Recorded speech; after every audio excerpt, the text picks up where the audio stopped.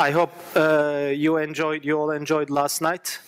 This beautiful city of Vienna has been treating us very badly during the last couple of days, only with good food, good wine, very nice weather, surprisingly nice weather. So I believe we are all going through a rough time here.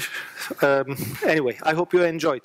So as always, today's session is the panel with the committee chairman, the IREPAS committees.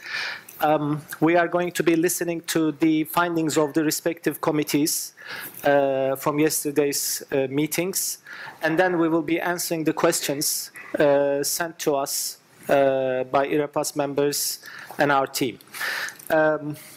First of all, I would like to introduce the chairman of IREPAS committees.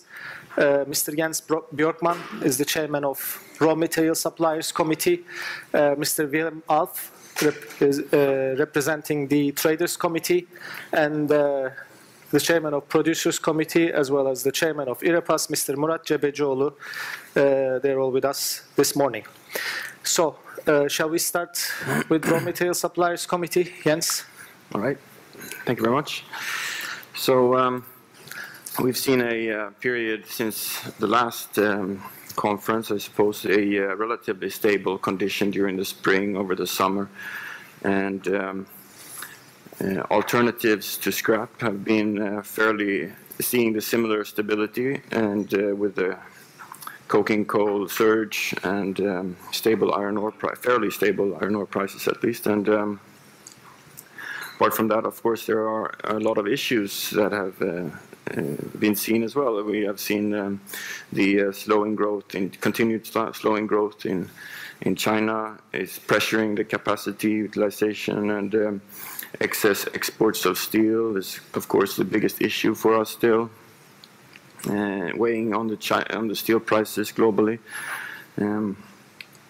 China are on the path to at least officially on the way to shut some capacity, but of course it's also necessary to actually do something about production levels for the good of the industry. And Chinese relatively higher prices has meant that the Asian receivers of steel have of course seen higher priced materials with less options, and so if you look at the comparison to last year, when we were in a similar pricing range as we are today, but with a lot of supply from Chinese exports, we are in a little bit of a better situation at the moment, at least.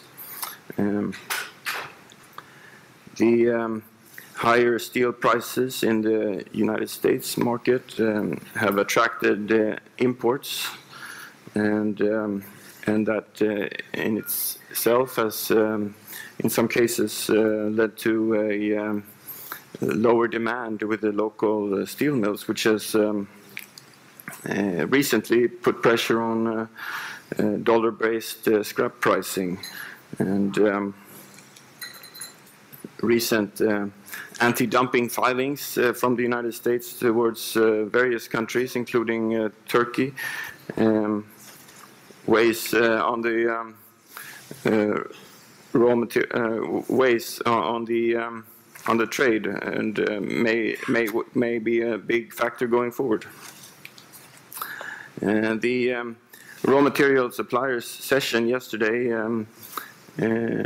was well attended, and we had some very vibrant discussions amongst ourselves. I believe that there's 44 delegates registered for this conference from the raw materials suppliers, so we're grateful for that. And the findings in the group during the relatively stable conditions at these fairly low scrap numbers, if comparably, has seen that the scrap inflows in the Western world, Europe and the United States mainly, have been reduced by around 20% compared to 2015, year on year, which is hitting recyclers' profitabilities with with their costs. Pricing is looking to come off in the local markets in October, but nothing too dramatic in the domestic markets. The demand in the local markets has seen some fairly good levels, and the international trade options have been fewer. So the U.S. demand has dropped, and is one of the main reasons for this last price drops that has seen slightly faster than expected. During the period since last IREPAS meeting, we've had some exciting times, and we had the Brexit vote, which led to a weakening of the pound. We saw a lot of exports from the UK, since it looked very attractive to do export trade. And we also saw the coup attempt in Turkey. Turkey is the main scrap market for the world, and is the benchmark really that scrap trade look at. And during a short period of time, we saw, of course, international banks hesitating, and going forward, there are still questions about investment activity, if it's back on track, and so forth. So hesitation is, of course, hopefully coming down, and trading coming back. But the Turkish trade we've seen has become more prompt-based, more hand-to-mouth, and not as long-term views, perhaps. The Russian exports of scrap for the short sea in the Black Sea has declined sharply due to larger domestic demand, especially with alternatives with coking coal and iron ore being fairly stable to expensive. Has seen some more demand for the domestic scrap. So the supply availability on the export has declined.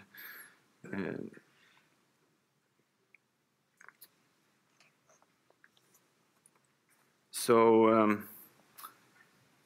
in general, the conditions are fairly stable to slightly negative at the moment, and we're expecting the demand to return within a few months, and perhaps look slightly better, because we're entering the last quarter of the year. A lot of participants are not interested in holding stock over the new year, and so coming closer to the new year, we'll likely see some more bookings for the new year, and perhaps bring back some more stability. So, thank you. Thank you very much, Jens. Shall we continue with traders, Viri? Yep. Yeah, the main items in the trader session were actually dominated by 2 points, namely anti-dumping and China. So anti-dumping across the world, so what is dumping and trade measurements doing on the steel trade? And of course, obviously, any trade barrier is negative and has consequences for the trade flow. And it will be under the right now ongoing anti-dumping investigation on Turkey. It has to be seen what will be the outcome. I mean, the amounts of tons compared to the previous anti-dumping case had been significantly higher than at that time. I think Turkey is representing almost 850,000 tons from the imports, while Taiwan was 30,000 or 40,000 tons, and Japan 130,000 tons. So, of course, the impact of those quite big tonnages may result in a higher margin than originally. So this is certainly something which is alarming the Turkish steel industry, because it's a big market, and it was always a big market, and so they have to find hopefully a good arrangement with the American administration to get a low rate and to continue the business there, or they have to find a home. And again, 850,000 tons to find a home anywhere in these days is certainly nothing what anyone is looking for, because it will pressure enormously on the price again. On China, main question all the time is, are the quantities reducing? Is China doing what they have promised, namely to reduce overcapacities and so on? The key point out of this session was that capacity is not really everything. What counts is production. I think we all are aware that the real capacity which is existing in China is almost 1.2 billion tons versus an actual production in last year or this year of about 850, 860, 870 million tons. So versus an own production of around 720 million tons, there is 130, 150 million tons which have to find a home, which is a significant and massive quantity, which has to be exported and which has to be pushed into the market, and of course is creating a lot of disturbance in the market on the price side. So whether this is going to be reduced, I think none of us can say. It is all guessing on highest level. What the Chinese are doing and whether we believe in the GDP growth they are announcing and the GDP numbers they actually publishing, I think this is all something which no one can really argue on and can really state that these figures are correct. So one thing is clear, the majority of those mills are state-owned. It is enormous amount of social impact if they're going to close down a mill in any province, because the whole province is depending on that. And we all know in Europe and in any country where we have a steel industry, what the politicians are doing and how much the people are crying if such an industry is going to be closed down, because people are dismissed, social problems, and that transferred and transformed onto China with 10 to 100 times bigger volumes, and so more amount of people. That is certainly something which is not easy, and where you cannot change anything quickly, but it just takes time, an enormous amount of time. So whether there will be any difference in China when they become granted as a market economy, I think, and the panel was of the opinion that this really has no impact. I think China will behave like they behaved before. Eventually trade cases can become a little bit more complicated, but honestly we really don't see that the behavior of the Chinese will change if they become an economy status.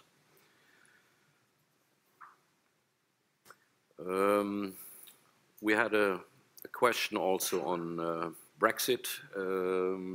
Many people asked what consequences it may have if Britain steps out in regard of trade cases.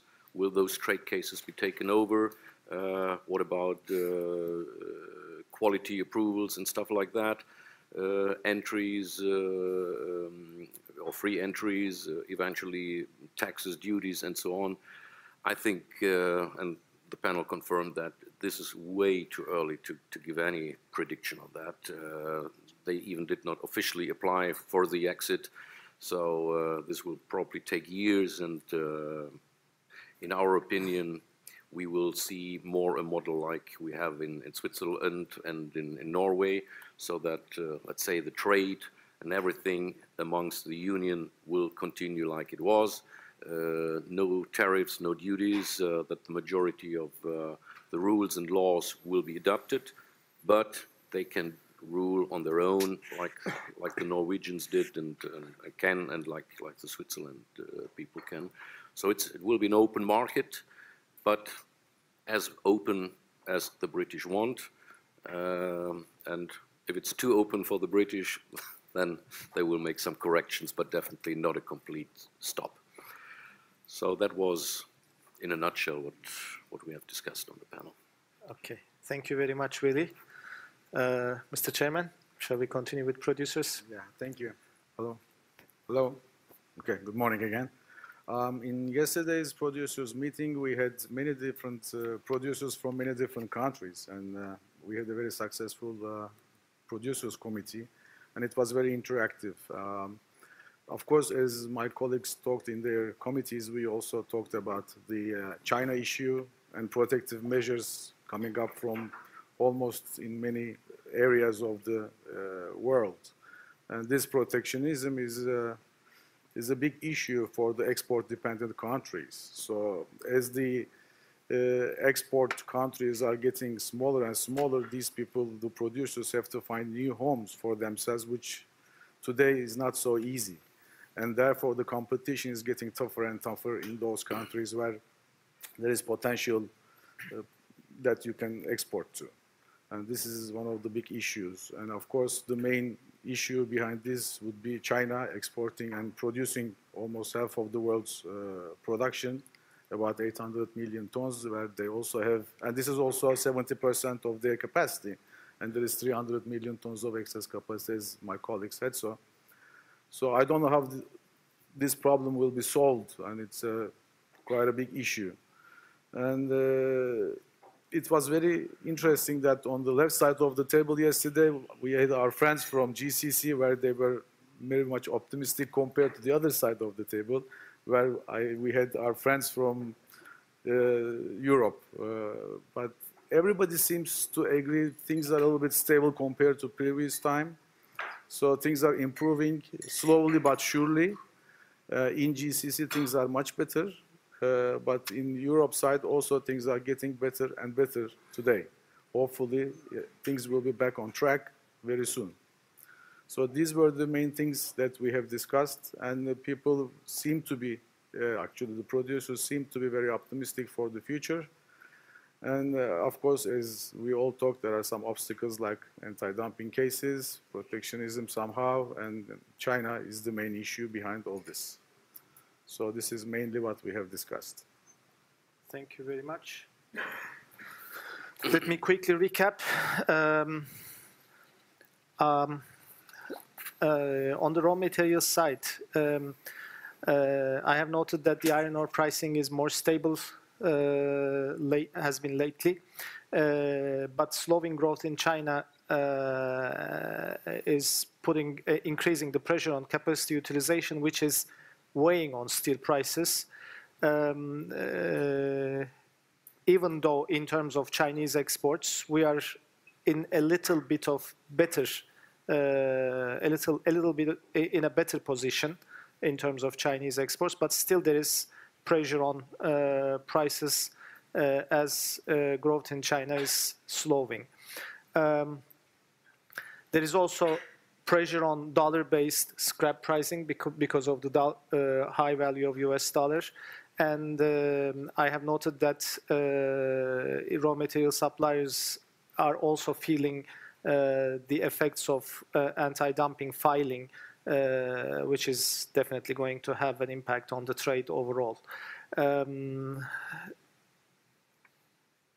On scrap market side, the Raw Material Suppliers Committee observes a relatively stable market condition, even though scrap inflows have been reduced by about 20% year on year, which is affecting the profitability of recycling.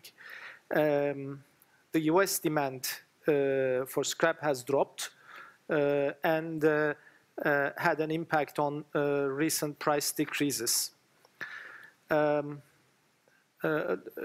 material suppliers have also discussed Brexit, which has led to weakening of British pound, and opened the way for exports, more exports from UK subsequently. Turkish trade for scrap has become more prompt recently, and Russian exports has declined sharply as there is more demand from local market in Russia.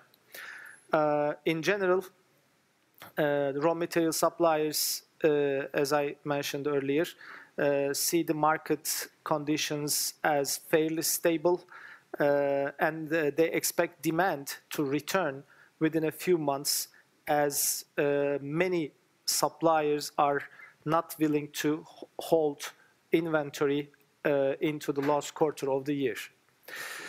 On the traders' side, I understand traders are very much concerned with the latest anti-dumping filing, investigation filing in the US, as the quantity involved this time is significantly higher compared to previous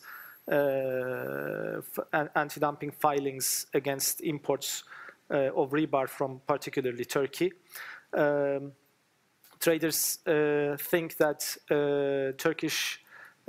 Turkey has to find a good arrangement with the US administration to continue the rebar exports. Otherwise, they would be required to find a new home for the rebar, which will definitely increase the pressure on market pricing. Obviously, China is a huge issue.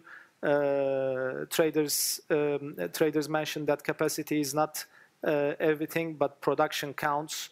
There's a massive quantity involved in terms of excess production in China, and it is already creating huge disturbances in the market, and this situation is expected to continue if this excess quantity is not reduced.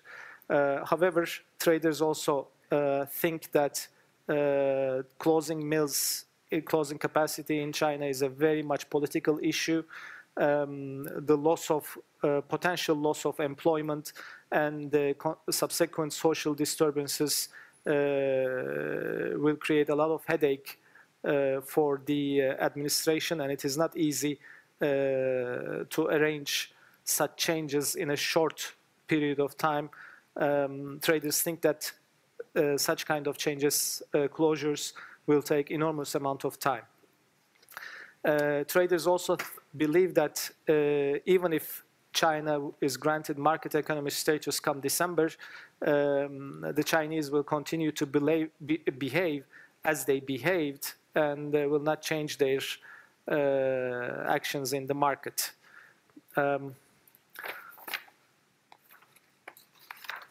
As for Brexit, traders think it is way too early for them to evaluate potential consequences in terms of steel trade.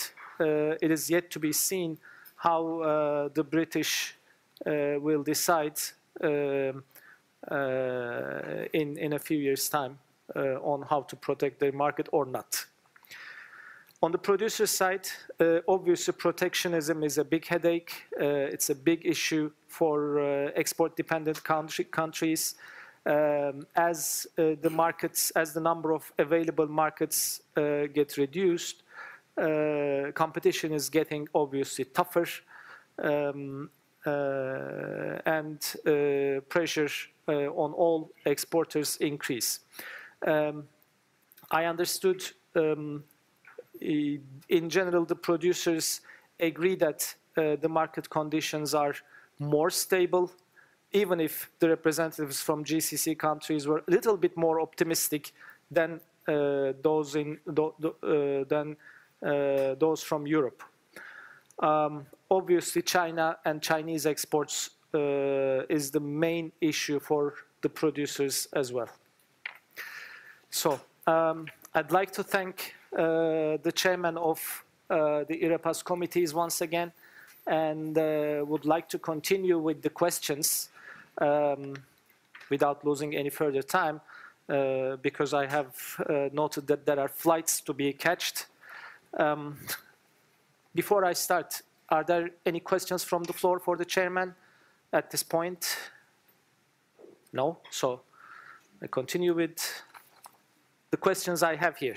First question is for the panel. Let me read. According to the China Iron and Steel Association, in 2015, China used just 2/3 of its steel output capacity. Given this relatively low capacity usage, can we not safely affirm that China's plan to cut capacity by 150 million metric tons, in itself not a hugely ambitious figure, is nothing more than window dressing and effective PR, and will offer absolutely zero relief for the plague of oversupply impacting the global steel industry, especially as the Chinese have plenty of scope to simply increase their actual capacity utilization rates? We have also seen how in China many mothballed mills resume production when steel prices start to increase, earlier this year obviously. In this context, why do so many global market players, normally hard-headed realists, waste their time wondering in vain when genuinely effective capacity cuts will be implemented in China? What realistic internal incentives does China have to significantly cut steel production? Bitter question. It is. It is. Well, should I? Yeah, please. Okay. Well, this is a question actually everybody is looking for an answer to, and it's quite difficult to really answer to it. Well, I'm sure they like to cut it as well because it creates a big problem for them. But they have many obstacles. I mean, they have obstacles like, you know, political, economical, environmental, demographic, and so on. I mean, you can keep going, etc. I mean, this has been discussed in many meetings yesterday. Everybody is trying to find an answer in a way. And it's agreed that no one can say today that China is 100% a market-driven economy. And they may not cut production, and they do time to time, whenever there is an international event or a pollution issue. So they do this, but it's just to save the day. And later on, everything goes back to normal. The normal means they keep producing and producing. And and these are all temporary issues. And if this has to stay, they need to take tougher actions. They have to be more strict on what they do. And it's really difficult. And I don't know what else to say about this, but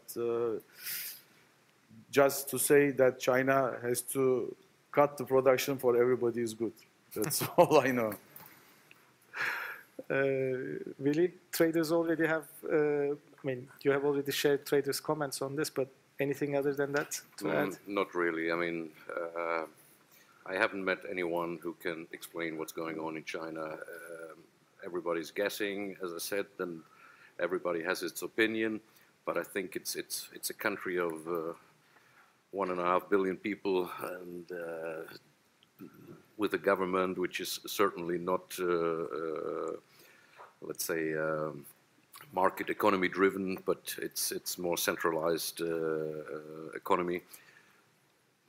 So what the president has in mind and what his ministers have in mind and what obstacles they have to deal with, I think it's not in my mind to comment that. What they say and what they do are two different things. And that is, again, what they say and what they do is, again, different. We are just guessing, actually. Yeah, yeah.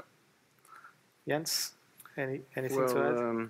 I mean, of course, when the growth of the country has been so quick and fast in the last 10, 15 years, of course, investment activity in manufacturing of all kinds of industries are done to support that growth. And now that the growth is slowing, of course, those capacity buildups quickly become over excessive. So it's not, investments are not just made very quickly, and takes time, and of course they're struggling to to come to terms with that. So I think it takes more time to adjust, but on both sides, both build up and cutbacks.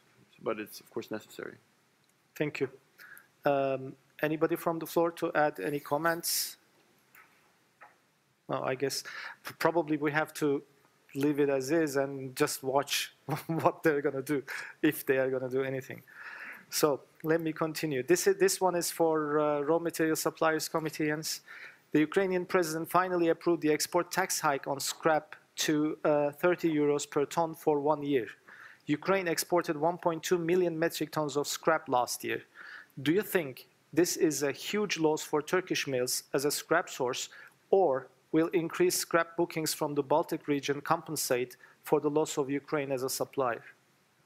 Well, it's not only Turkey that's been supplied by the Ukraine, it's Belarusia.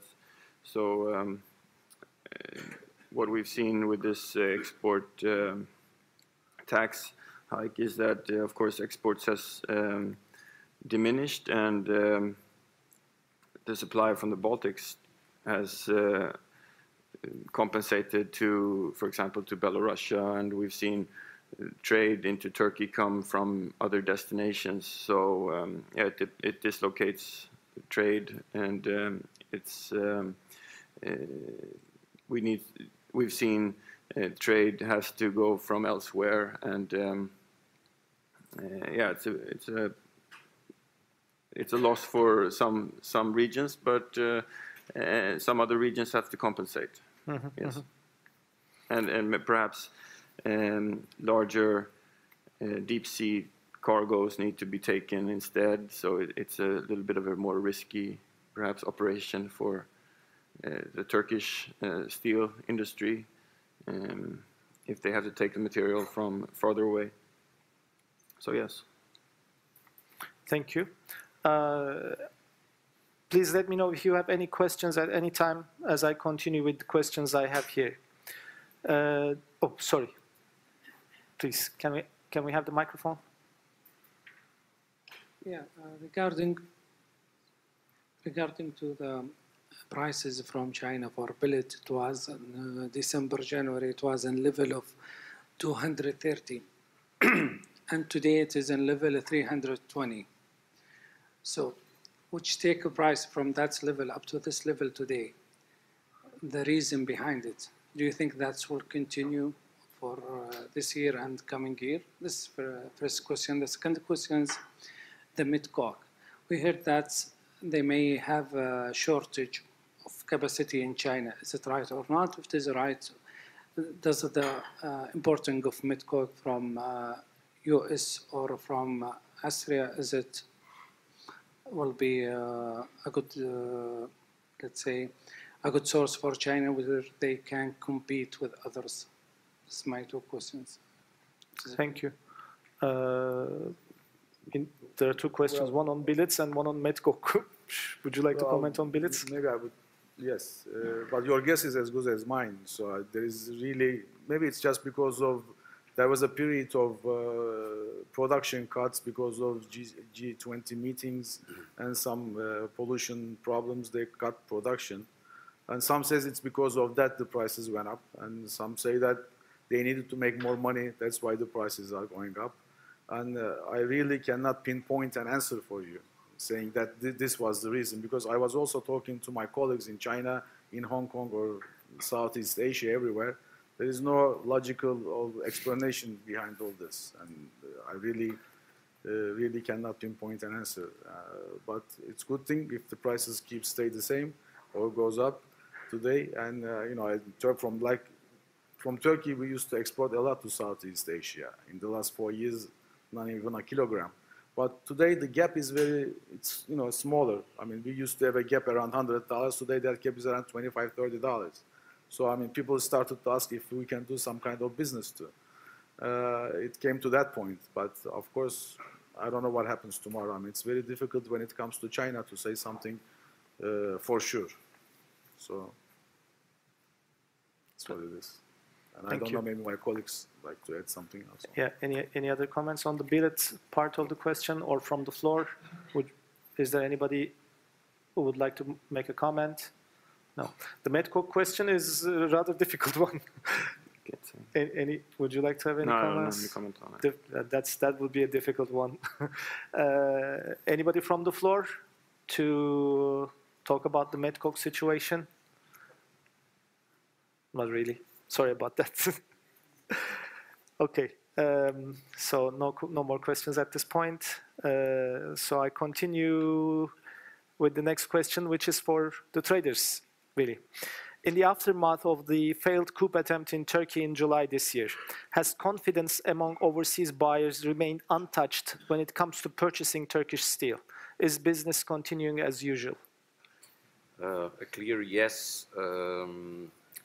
I haven't experienced any doubt on my customer side in regard of Turkish steel or Turkish supply.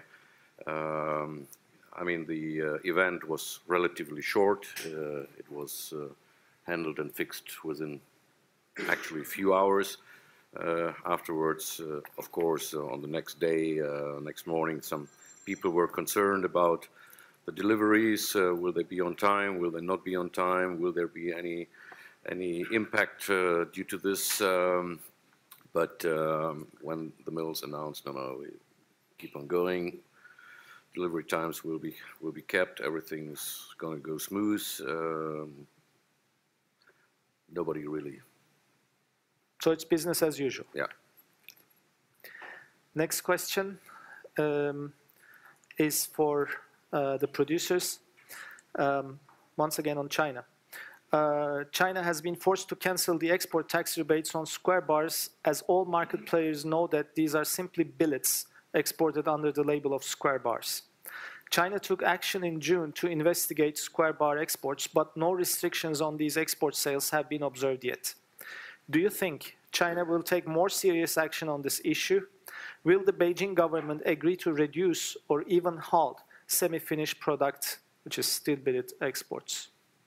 Well, I personally don't think that they will take more serious actions, because if the production rate goes the way it is today, they need to export. The government tries to take some actions, as they did earlier, but they somehow find a way around it.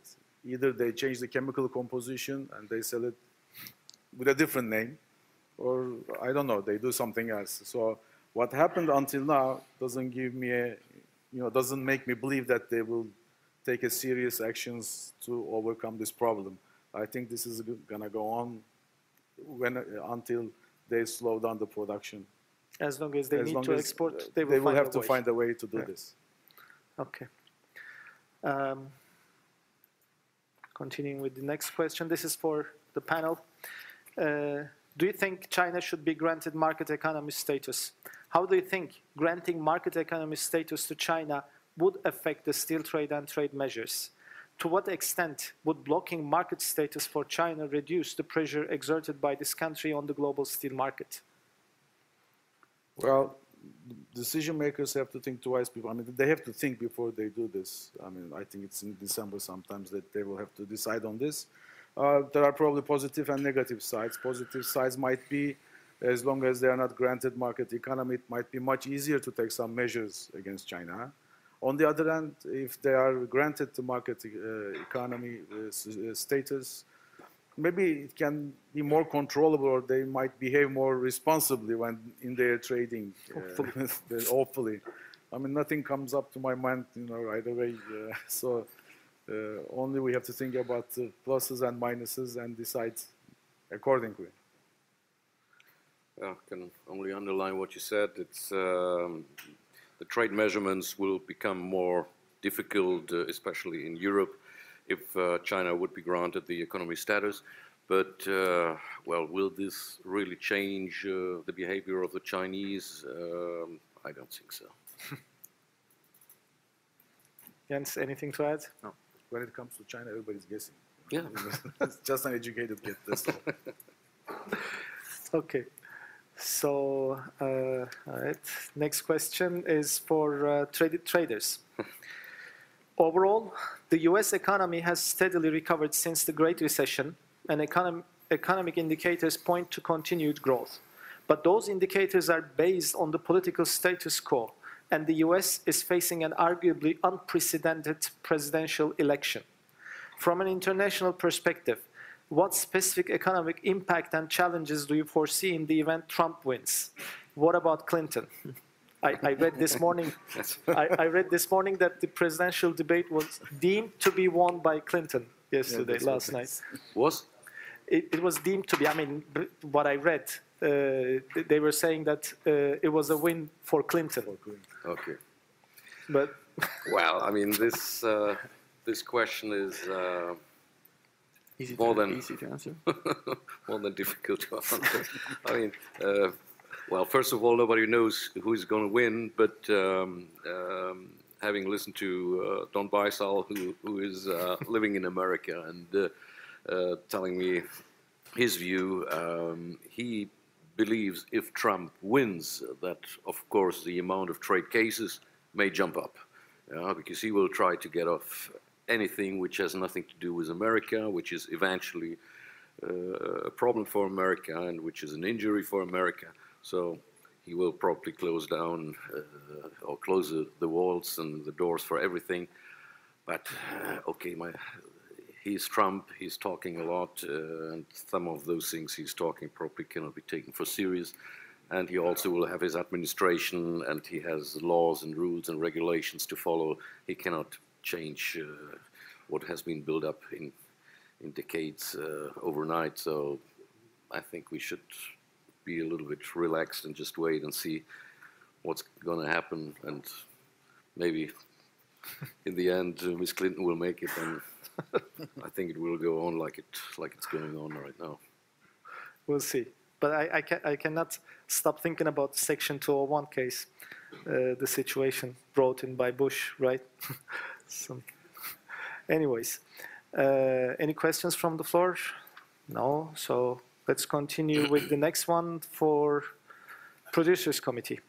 Sources in the US rebar market believe the recent AD and CVD filing against rebar imports from Turkey, Taiwan, and Japan is a vendetta against Turkey after a similar trade case 2 years ago did not resolve in US producers' favor.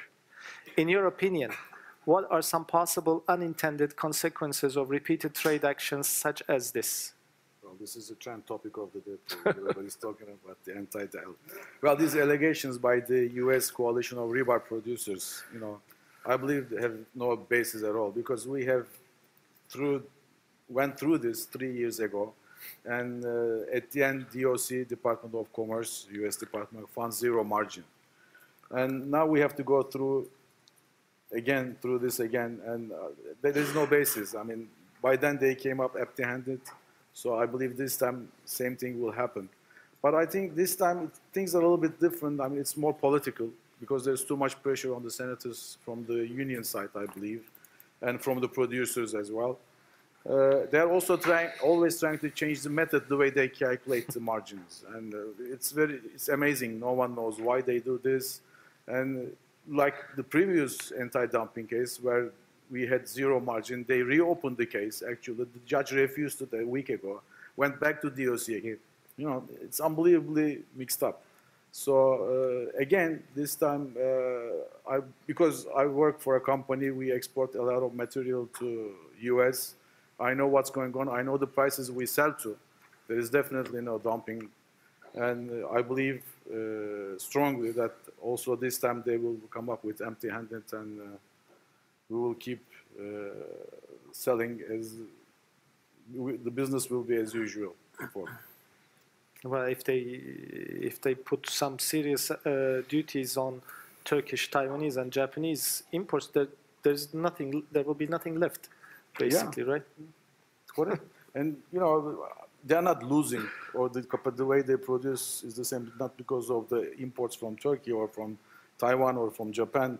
The damage to their economy, there is no such a thing. Because why? Can anyone tell me why you don't see any American produced rebar anywhere else but US? Why they cannot export? Because there is no way they can get that margin anywhere else but in the States. So that's the issue. They want to make more. That's it. Well, which is not a bad thing in itself. Yeah, I know. But whenever this happens, prices goes up. I'm sure that the prices will go up again. we always believe in free trade, and so it's good for everyone as long as it's not abused, of course. Absolutely, absolutely. Carlos has a comment to Carlos. make. Can we have the microphone? Second row, please.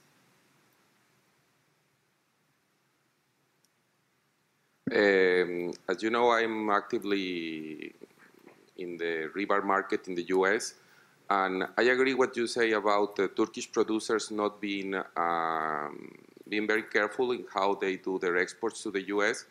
But certainly, as a long-time player in that market, I can see that if you export 1.5 million tons of rebars into a country, it has an effect.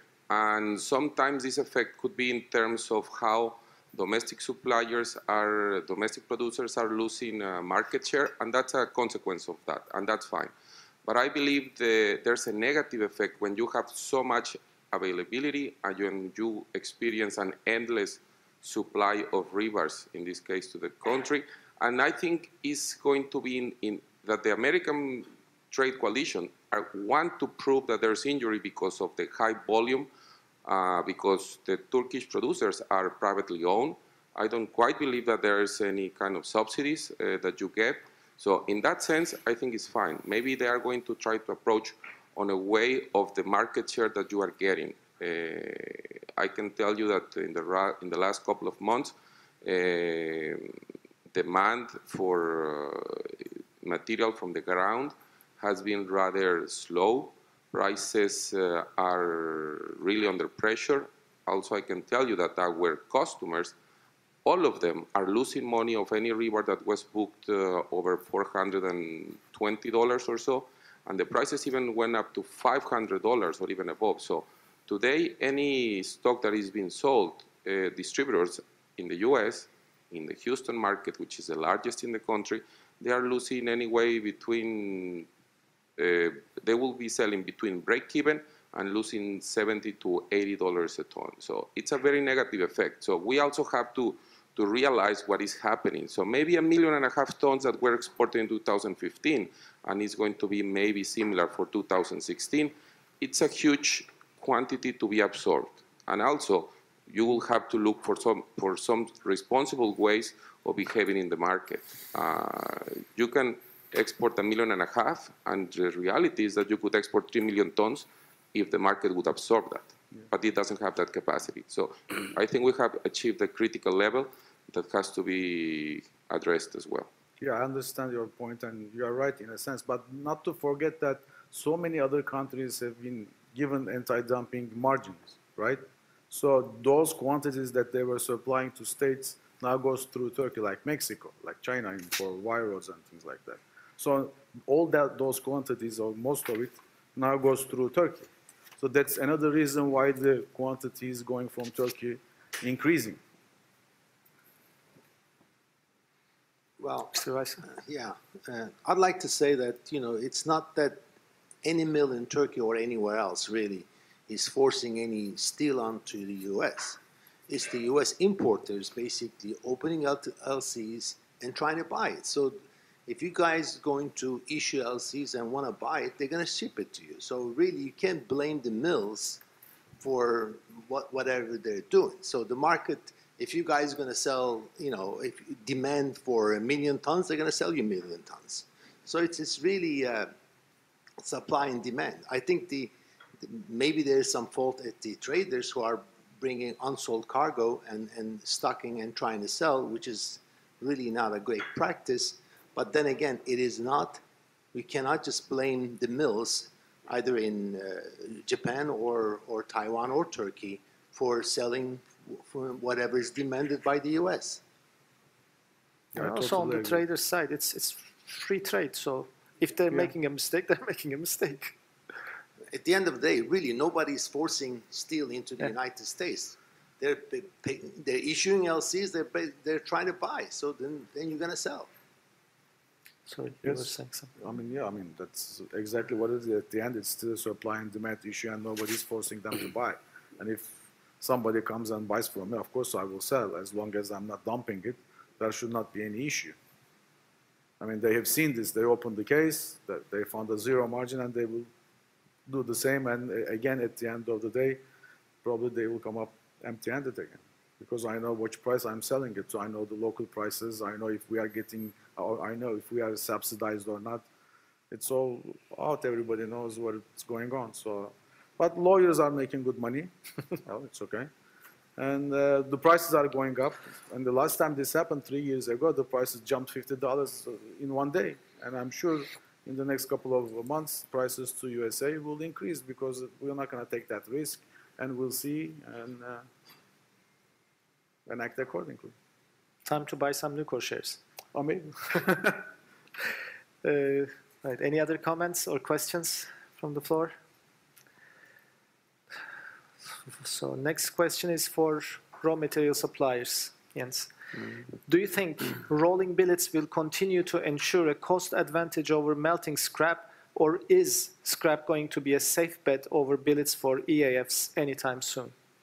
Well, I think at the moment scrap is a big advantage over billets, since I mean, if you have the choice of doing either or, so you know, the alternatives at the moment are more expensive, as we heard before. Also, the exports from China have been at a higher price levels than we saw previously. So the alternative is not really there at the moment, and the Russian alternative, which has been perhaps the most competitive prior to the current state, is not there at the moment because the domestic demand has been fairly good.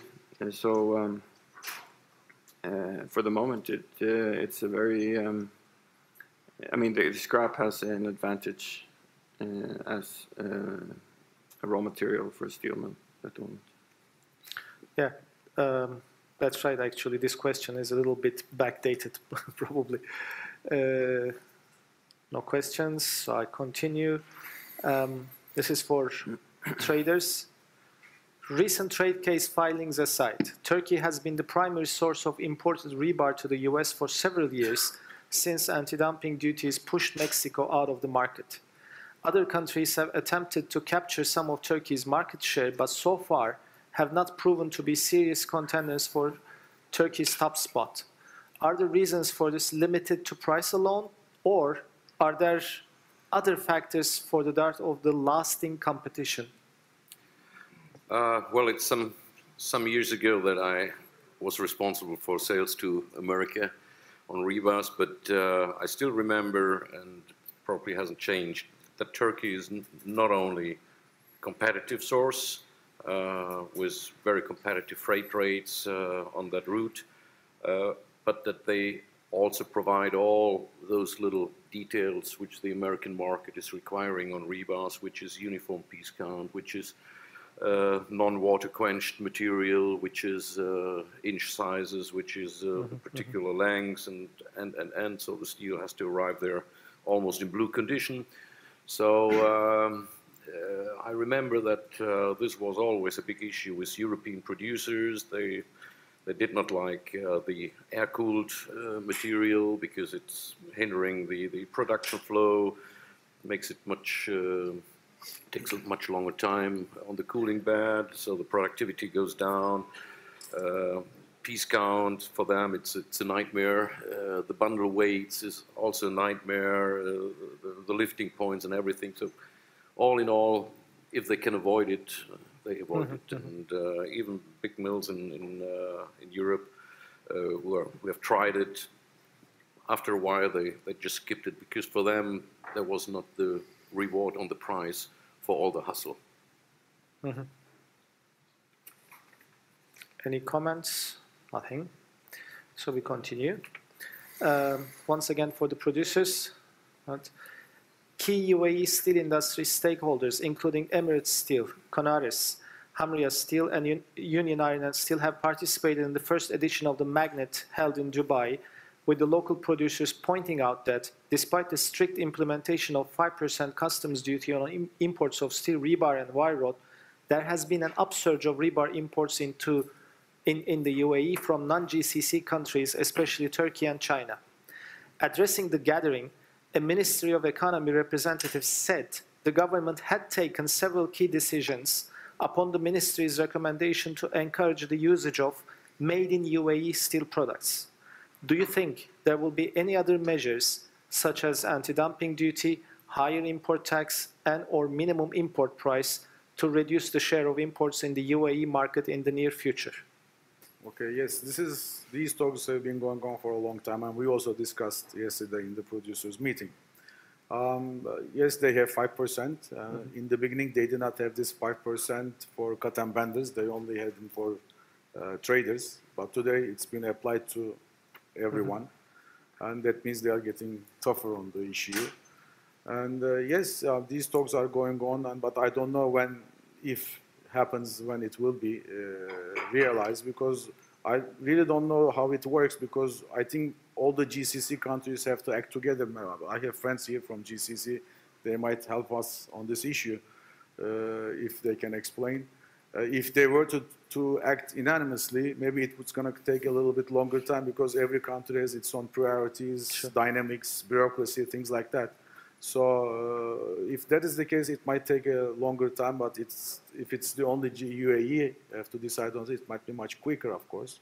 Another thing is that the quantities going to UAE is almost the same in the last 3 years. Nothing has changed much. It's around 100 to 120,000 tons per month. It's around 1.3, 1.4 million tons, and this has been the case since the last 3 years, just to comment on that. So please, if you have any answers to this, if you can help us, that's also be helpful. Thank you. Anybody would like to comment on this? Oh, I guess. Well, this is what comes from the top of my head at the moment. Okay, thank you very much. Next question is for raw material suppliers. Despite the production cuts in China, iron ore prices remained strong until September, when they suddenly started to weaken, even though nothing had changed on the production side. What actually caused this weakening of prices? What are the expectations for fourth quarter? Actually, you mentioned that prices were stable, more or less stable. Well, yeah, I mean, they were fairly stable, around $60, came down 10% perhaps, and stabilized. You know, there's of course swings in the pricing. I can't say exactly what happened in that short period of time, but in general, the iron ore prices have been fairly stable at these levels, and I guess there's some sort of balance between the current levels of supply and demand. So at the moment, it looks like that stability at these levels will make the general balance in the trade fairly good over the coming period of time. Thank you. Next question is for the panel, for all of you. Euro area manufacturers enjoyed their strongest growth so far this year in June. An upturn in the rate of production growth signals factory output is expanding at a near 2% annual pace, which should help to drive further modest economic growth in the second quarter. New orders and exports also rose at faster rates, prompting a welcome upturn in hiring, stated Chris Williamson, chief economist at Market. Given the uncertainty caused by the prospect of Brexit, it seems likely that business and consumer spending will be adversely affected across the euro area in the short term at least, pulling growth down in the coming months, he added. What has changed in the European steel sector after the Brexit decision? Actually, this was a little bit discussed in Traders Committee, I understood. Any comments from? Well, as it is in the question, I think uncertainty will be a main issue. But again, there is too much time for this, for the negotiations to be finalized, and we'll see. We'll have to live through this. But okay, the pound lost its value against main currencies. This means maybe easy exports and imports will be more expensive than the cost of production will be more. We'll see. We'll see. Anything else from the floor? Nothing. Next question is for producers. Many expect Turkish steel mills to benefit most from Brexit after the completion of the UK's exit procedures. This is rather a long-term question. What changes do you expect for the UK import market? Who will be the major players post-Brexit? more or less the same answer that, you know, it's still things are going on, negotiations is not over yet. Turkey might benefit out of this, of course, if it comes to that, but we really have to wait and see. I mean, it's too early for these questions. I mean, I really cannot have the, you know. We have to live and see. Yeah. Okay, thank you. Next question is for traders. Largest US steel producers have fared relatively well thus far in 2016, having benefited from favorable trade legislation that immunized them from efficient, low-cost producers. However, trade legislation offers no long-term panacea to a general lack of competitiveness. Overlooking for a moment China's continual and repeated promises to cut production, what does the future hold in store for America's largest steel mills in the next decade? Is protectionism just a short-term solution? Well, I'm not really up to date on the present equipment in American steel industry, but I remember at least on the rebar side, it was always extremely old-fashioned, extremely uncompetitive. So I think the most modern mill which is existing was built in 1986 or something like that, and probably never revamped. So yeah, I think the American, at least on the rebar side and wire rod side, the mills are extremely running on the last tooth, and they try to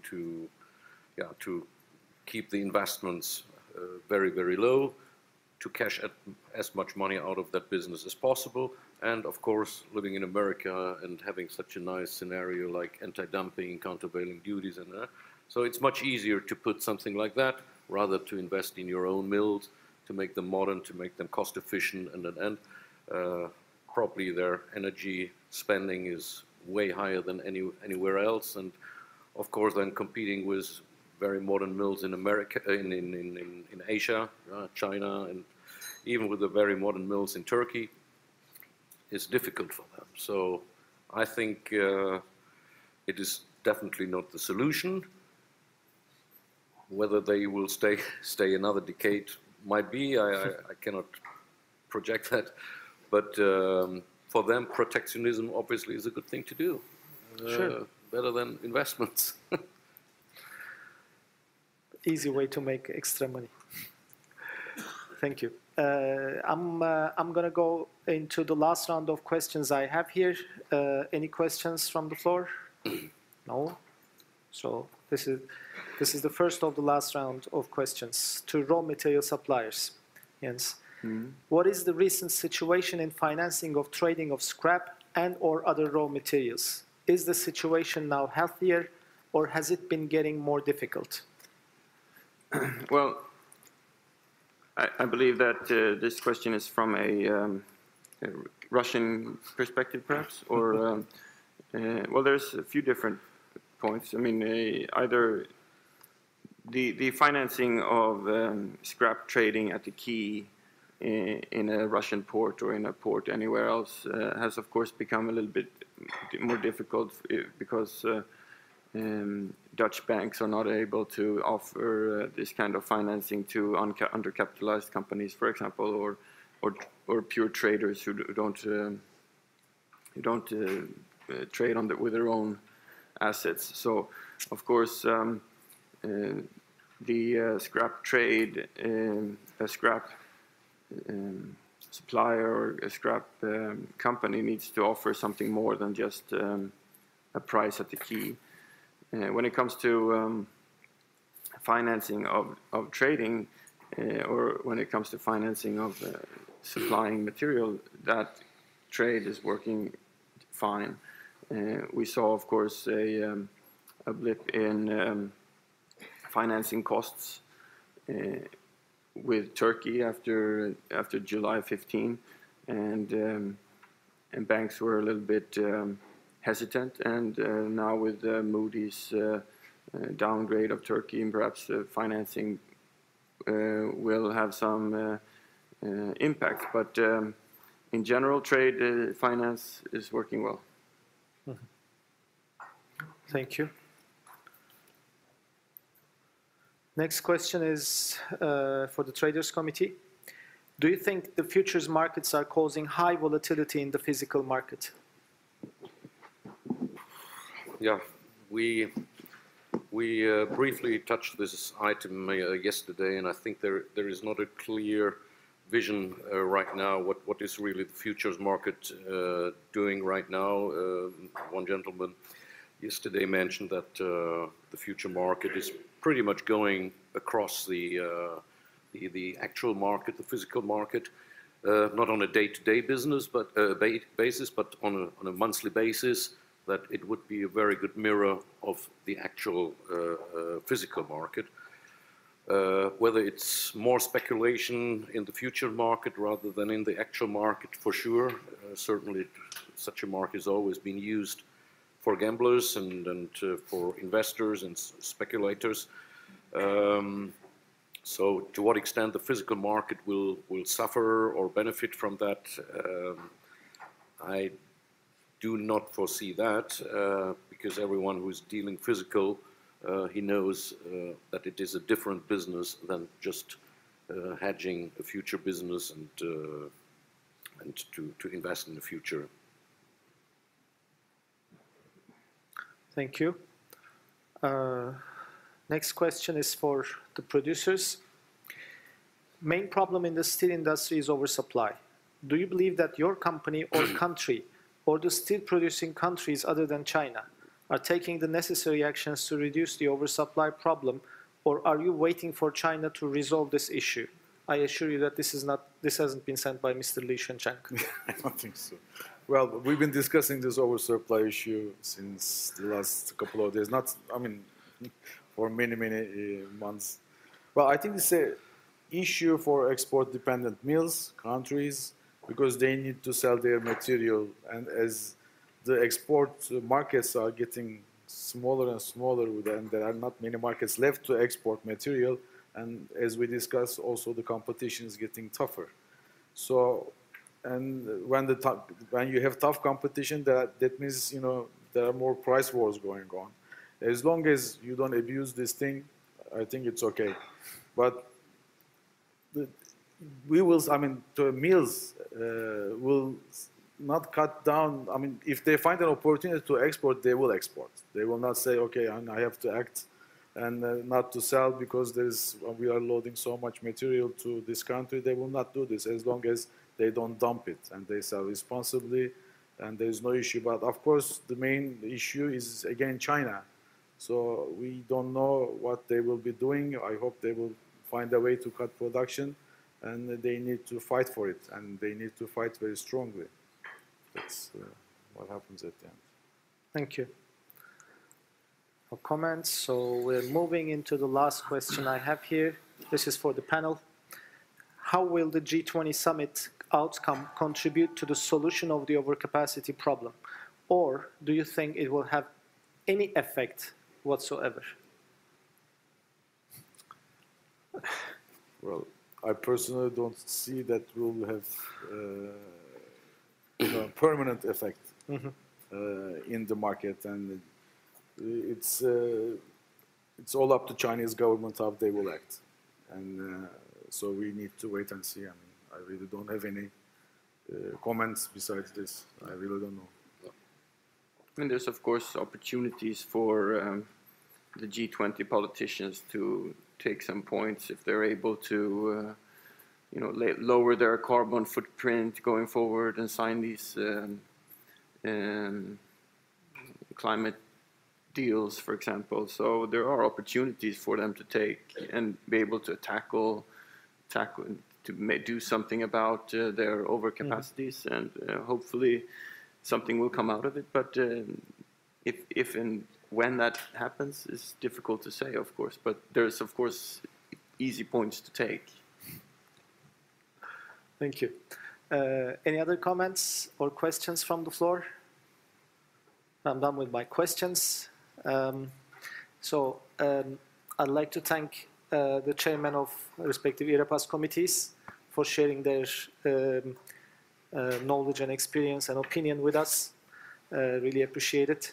I also would like to thank the distinguished speakers who have shared their views on opinions, knowledge and expertise with us yesterday. I also would like to thank our sponsors, United Steel Industrial Company, Kuwait Steel, Liberty House Group, Belgian Scrap Terminal, and Bashtu Metallurgy for their support. Our next meeting is, as I mentioned yesterday, is going to be held in Budapest next year on March 26 to 28. I hope we can all see each other in 6 months' time in Budapest. Wish you a safe trip back home. Thank you very much for your attendance and for your participation. Bye-bye.